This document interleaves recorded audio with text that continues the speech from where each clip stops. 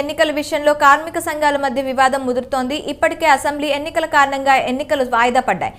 సవరించిన షెడ్యూల్ ప్రకారం ఈ నెల 27న పోలింగ్ జరగాల్సి ఉంది. అయితే ఈ రాష్ట్రంలో ప్రభుత్వం మారిన నేపథ్యంలో ఎన్నికల నిర్వహణకు సంసిద్ధం కావడానికి మరింత సమయం కావాలని తెలంగాణ ఇంధన శాఖ హైకోర్టును ఆశ్రయించింది.